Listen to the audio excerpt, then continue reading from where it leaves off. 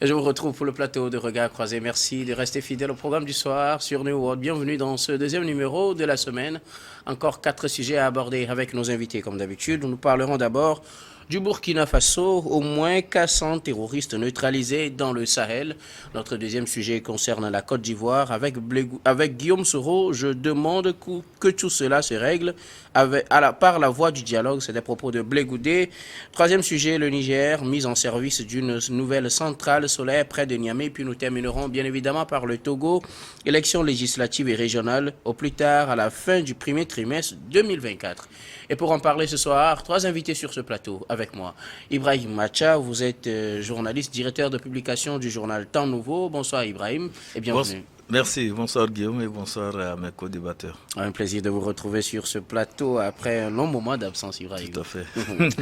À côté de vous, Rodrigue Aego, journaliste et analyste politique. Bonsoir Rodrigue et bienvenue. Bonsoir docteur Guillaume et ravi de retrouver Ibrahim. Et puis je crois que ce soir on est entre frères. Et notre troisième invité, c'est le frère Credo Tété. Vous êtes journaliste au journal Le Médium. Bonsoir Credo, bienvenue. Bonsoir Guillaume et bonsoir à tous ceux qui sont sur le plateau, surtout tous ceux qui nous subissent, tous ceux qui nous suivent. Alors avec nous tous, nous allons commencer avec le premier sujet, direction le Burkina Faso. Au moins 400 terroristes neutralisés dans le Sahel. Ils sont au moins 400 à être neutralisés ce dimanche soir lors d'une contre-offensive des forces armées burkinabè contre près de 3000 terroristes qui se seraient attaqués à un camp militaire à Djibo, dans la province du Soum, dans la région du Sahel au Burkina Faso. Et selon les informations données par la télévision nationale, des assaillants auraient attaqué le camp militaire de Djibo. La riposte a permis de neutraliser 400. Parmi eux, il serait estimé à environ 3000 terroristes. Je voudrais bien commencer par vous. Ibrahim Macha, l'offensive contre les terroristes continue. 400 d'entre eux auraient été neutralisés. Un bilan qui, selon les informations, pourrait évoluer parce que pour le moment, ils étaient 3000 selon les estimations à attaquer le camp et 400 au moins auraient été dénombrés parmi ceux qui ont été neutralisés. Oui, effectivement, le bilan peut évoluer du côté des assaillants, bien évidemment, parce que lorsque il y a eu la riposte des forces armées burkinabè, il y a eu la débandade totale. Et selon les informations que nous avons pu glaner, c'est que au niveau aérien plutôt, il y a les aéronefs qui sont rentrés aussi en ligne de compte. Et vous savez que quand vous menez un combat et qu'il y a une couverture aérienne, les choses se passent normalement. Donc il y a eu des aéronefs qui sont rentrés en ligne de compte aussi et qui ont poursuivi d'éventuels fuyards, bien évidemment, et ils ont été neutralisés. Donc si on arrive à faire le bilan global de tout ce qui a été fait lors de cette riposte, je me dis que le bilan peut aller au-delà des 600 parce que nous avons senti une certaine détermination de la part des forces armées burkinabè d'en découdre avec ces terroristes. Il faut dire aussi que ces terroristes se sont véritablement préparés parce qu'on a senti un travail qui a été fait, un travail qui a été bien coordonné parce que réunir jusqu'à 3000 assaillants en un point pour pouvoir attaquer la ville de Djibo, ce n'était pas quand même évident vu que depuis un certain temps, les forces armées du Burkina essayaient de ratisser large pour pouvoir détruire tout ce qu'il y a comme gîte terroriste et que du coup les gens arrivent quand même à se retrouver jusqu'à 3000. C'est qu'il y a eu une préparation en amont. Bon, bien sûr, les informations n'étaient pas parvenues à temps à l'armée burkinabè, mais quand même l'offensive, la riposte, la façon dont tout a été coordonné, on sent quand même que les forces armées, disons burkinabè, sont de plus en plus aguerries et surtout qu'ils ont un capitaine qui a pour vision de tout faire pour enrayer le mal au niveau du Burkina Faso. Pourquoi pas au-delà de là et jusqu'à bref, dans le Sahel, pour qu'il n'y ait plus ces attaques terroristes au niveau du Sahel. Donc il faut d'abord mettre tout ce qu'il y a eu comme victoire contre les forces du mal à l'actif du jeune capitaine qui est très déterminé parce que lui-même il est devant, c'est pas quelqu'un qui est dans les bureaux et qui donne des ordres, mais lui-même il est devant, il veut vraiment en découdre avec les terroristes et comme on le dit, son engagement c'est de tout faire pour que le Burkina soit pacifié pour que la paix et la sécurité règnent sur le territoire. Donc il faut vraiment féliciter ce travail qui a été fait par les FAMA et les forces armées du Burkina Faso. Et il faut aussi dire que dans leur rang, il y a eu forcément des pertes aussi. Mais on sent quand même que ceux qui étaient sur les fronts, surtout au niveau des soldats, des fantassins qui attaquaient, on sentait quand même cette détermination à lutter pour le pays. Vous savez, au Burkina, leur devise, la patrie ou la mort, nous vaincrons. Donc ils sont là. Même s'il y a des gens qui tombent, il y a quand même des soldats qui avancent toujours. Et ça, vraiment, nous saluons cette détermination et ce courage des forces armées burkinabées à vraiment prendre le dessus sur les terroristes. Alors, on parlait de ce nombre très grand de terroristes qui ont attaqué le camp de Djibo. Djibo qui, entre-temps, a été coupé du reste du Burkina Faso parce qu'assiégé par des terroristes, entre-temps repris avec des opérations d'acheminement de vivres dans cette ville. Oui. 3000 terroristes qui ont attaqué un camp militaire dans cette zone. Les terroristes, faut-il comprendre que plus ils sont tués, plus ils deviennent nombreux? Parce que 3000 pour la seule ville de Djibo, je me dis, c'est assez quand même. Non, c'est pourquoi je parlais d'un travail coordonné. Quand on dit que les gens ont su coordonner cette attaque... Coordonné par les militaires ou par les terroristes? Non, coordonné par les terroristes. Vous savez, quand on parle des terroristes, ne voyez pas des individus isolés. C'est toute une nébuleuse et bien organisée. Donc, s'ils veulent mobiliser autant d'assaillants, ils peuvent les mobiliser. Et qui peuvent peut-être aussi venir d'autres pays, d'autres gîtes terroristes. Vous savez, quand on parle du Sahel, c'est très vaste. Il y a des gîtes terroristes un peu partout. Et donc, il suffit seulement de coordonner les choses, de faire appel et de concentrer l'énergie sur une position donnée à attaquer. Ils vont trouver les terroristes qui vont venir de partout et concentrer leurs forces pour pouvoir attaquer la ville. Vous venez de le rappeler. La ville de Djibo était une ville au mai de ces terroristes. Donc, Dieu sait ce qu'ils faisaient là-bas. Donc, lorsqu'il y a eu reprise, peut-être que c'est une ville stratégique. Et par rapport dans leur plan d'opération, dans leur plan de... Pas très loin du Niger, donc... Bien évidemment, dans leur plan d'occupation de tout ça là. Donc, s'ils veulent reprendre ça et que l'ordre vient un peu plus d'en haut, vous comprenez ce que je veux dire par en haut, parce que quand on parle des terroristes, c'est Al-Qaïda au Maghreb islamique, c'est l'État islamique, c'est beaucoup de réseaux terroristes qui sont en ligne de compte. Voilà, voilà. Donc si au niveau du commandement supérieur, on dit non, cette ville est très stratégique, il faut qu'on fasse tout pour reprendre ça des mains des forces armées burkinabées, donc les moyens, on va les mettre à disposition et la mobilisation des assaillants, ça ne pose pas problème. Il suffit seulement de donner le mot d'ordre, les assaillants vont se regrouper. Et c'est pourquoi quand vous voyez un peu, même peu avant même que l'État burkinabé ne communique, les assaillants étaient triomphalistes sur les réseaux sociaux. Ils disaient qu'ils ont pris la ville, ils ont arraché la ville des mains des forces armées burkinabées et tout ça là. Donc il a fallu que l'État burkinabé communique autour de cela pour que les Burkinabés eux-mêmes se rendent compte que, attention, la ville n'a pas été prise. Ok. Merci beaucoup à vous, Ibrahim Acha. Rodrigue Aego, 400 terroristes neutralisés dans une contre-offensive menée dans la ville de Djibo. Les terroristes, au nombre de quelques 3000, ont voulu attaquer un camp militaire dans la dite ville. Oui, moi, ce qui m'inquiète dans cette situation, comme Ibrahim l'a dit tout à l'heure, 3000 personnes, ce n'est pas peu, hein, parce que quand 3000 personnes se déplaçaient pour attaquer un camp dans une ville, ça veut dire qu'il y a une certaine faiblesse des renseignements au Burkina Faso. Ça, c'est clair. Ça veut dire que ça interpelle beaucoup plus les autorités, au-delà de la communication ou la guerre de communication autour de l'événement. Il y a du travail à faire. Qu'est-ce qui n'a pas marché?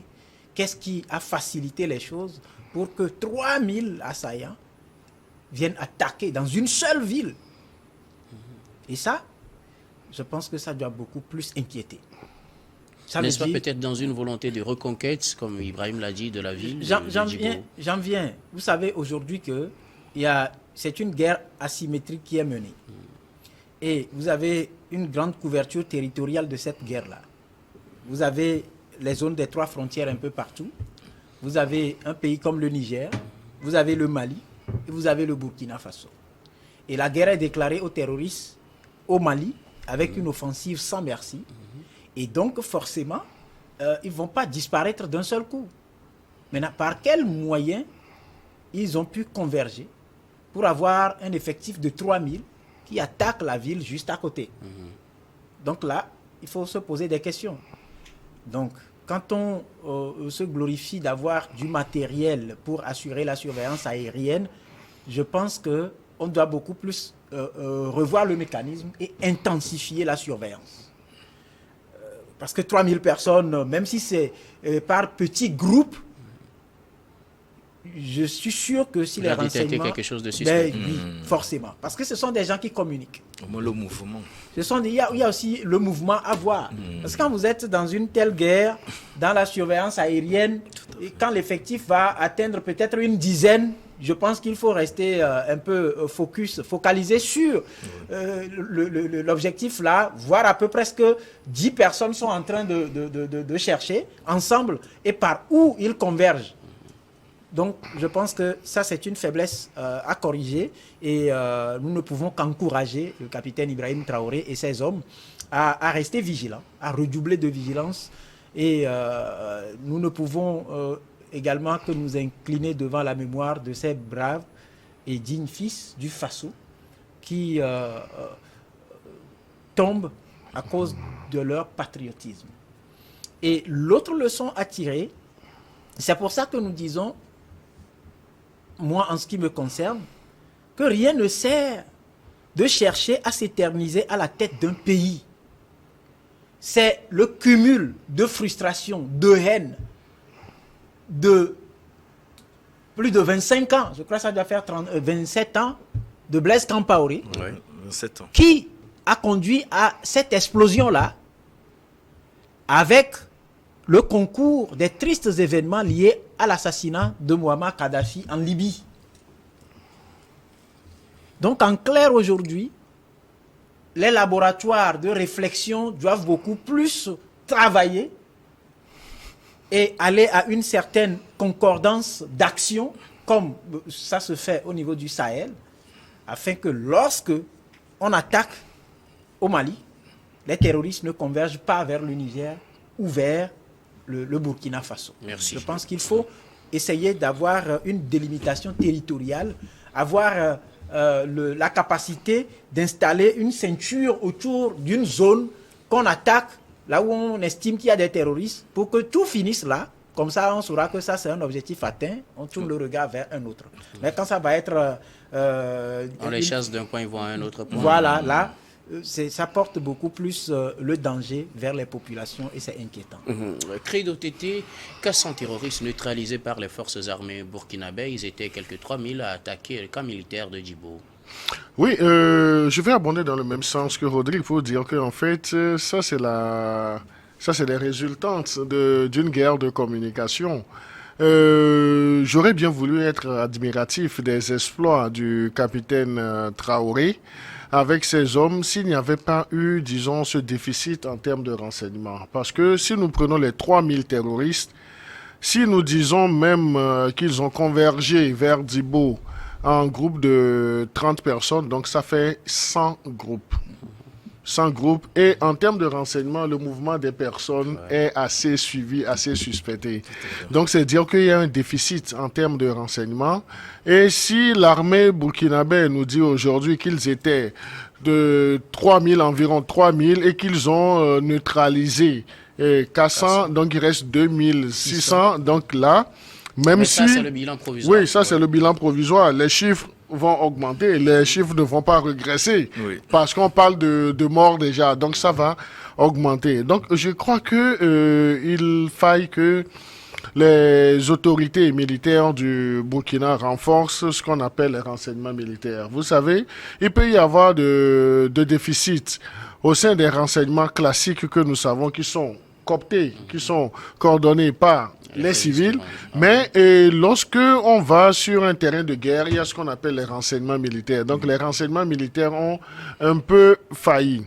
Et si nous prenons l'Alliance des États du Sahel, donc aujourd'hui, avec cette guerre qui est faite à la France, avec cette rupture de coopération militaire avec la France, on voit clairement qu'il y a des lacunes en termes de renseignement militaire parce que ce sont les coopérants, dans le cadre de cette coopération militaire, que les renseignements étaient non seulement remontés par pays, mais partagés entre les États. Maintenant, la question qu'on doit se poser, sur quoi cette alliance des États du Sahel se base si ça ne devrait pas être, premièrement, l'échange des renseignements.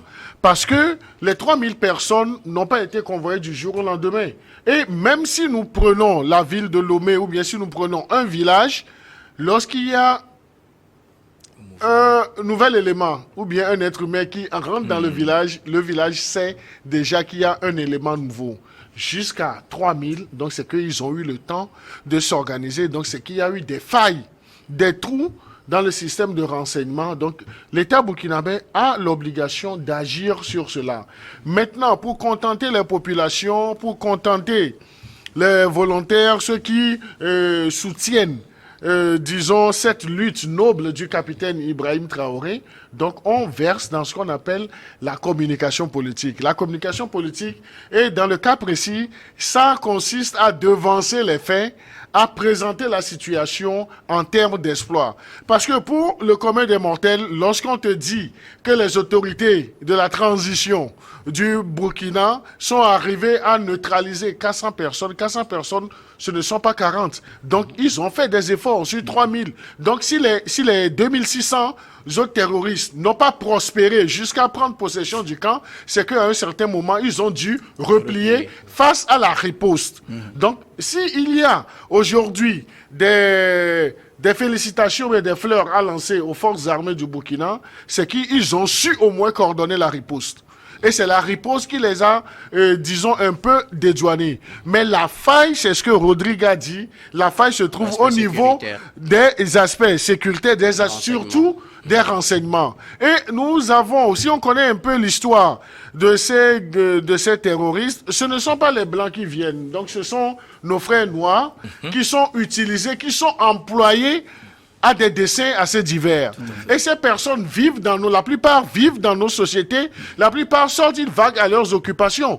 Donc c'est là où il faudrait interroger les anciens dirigeants africains. Au moins eux, ils ont su faire des actions, ils ont su tabler sur les choses que, même si dans le cocon familial, il y a un élément nouveau, on te dit même un cousin, on met un point d'interrogation, on fouille voir quelle est l'opportunité de sa visite, quelle est l'opportunité de sa venue dans telle contrée, dans telle contrée. Donc je crois que c'est ce qui a failli beaucoup plus pour être... les autorités, les militaires burkinabés ont été surpris dans un premier temps.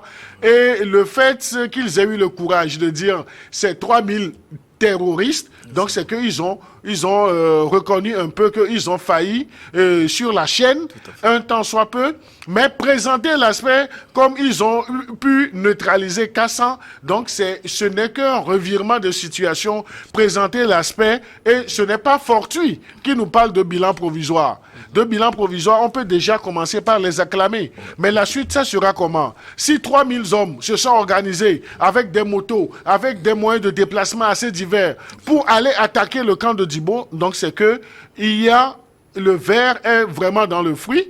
Le verre est vraiment dans le fruit et c'est ça qui fragilise aujourd'hui l'attaque. Sinon, il y a une bonne volonté au sommet de l'État du Burkina, mais il va falloir que sur le terrain, les choses soient mieux coordonnées et qu'ils intéressent les populations, que les populations puissent se reconnaître réellement dans ces forces armées pour essayer de leur remonter l'information à temps. Merci beaucoup à vous. Nous allons marquer la première pause, puis on vous retrouve juste après pour la suite de cette émission.